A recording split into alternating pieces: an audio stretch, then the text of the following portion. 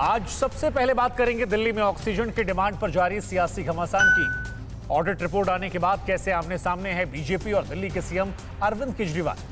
उधर कोरोना की दूसरी लहर के दौरान ऑक्सीजन संकट पर सुप्रीम कोर्ट की ऑडिट कमेटी की रिपोर्ट क्या कुछ कहती है, ये भी आपको बताएंगे। क्या कोरोना की दूसरी लहर के दौरान दिल्ली सरकार ने जरूरत से ज्यादा ऑक्सीजन की डिमांड की थी? क्या केजरीवाल के रवैये की वजह से देश में पैदा हुआ था ऑक्सीजन संकट? इन सभी खबरों के लिए देखते हैं टॉप 9 सियासी ऑक्सीजन।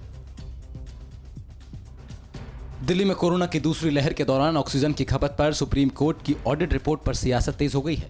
बीजेपी ने जब केजरीवाल सरकार को घेरा तो डिप्टी सीएम मनीष सिसोदिया ने इसे फर्जी बता दिया। कहा कि यह रिपोर्ट बीजेपी हेडक्वार्टर में तैयार हुई है।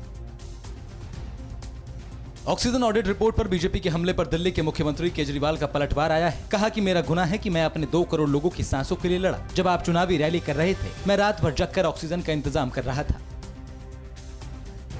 ऑक्सीजन पर ऑडिट रिपोर्ट आने के बाद बीजेपी ने अरविंद केजरीवाल पर जघन्य अपराध का आरोप लगाया। समित पात्रा ने कहा कि ये क्रिमिनल नेग्लिजेंस है। केजरीवाल वैक्सीन में भी यही काम कर रहे हैं।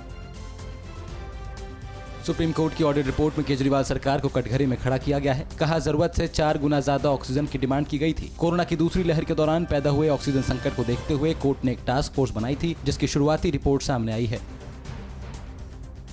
ऑडिट टीम ने कहा कि दिल्ली सरकार की ऑक्सीजन खपत के दावों में भारी गड़बड़ी है। दिल्ली को जरूरत से ज्यादा ऑक्सीजन आपूर्ति के कारण 12 राज्यों को ऑक्सीजन संकट का सामना करना पड़ा होगा।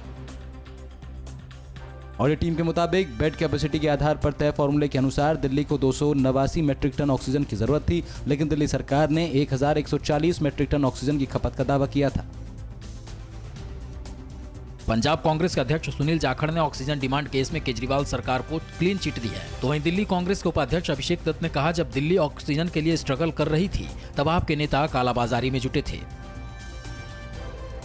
बीजेपी सांसद गौतम गंभीर ने कहा कि अगर अरविंद केजरीवाल को शर्म है तो तुरंत प्रेस कॉन्फ्रेंस करें और ऑक्सीजन की जरूरत को 4 गुना बताने के लिए देश से माफी मांगे।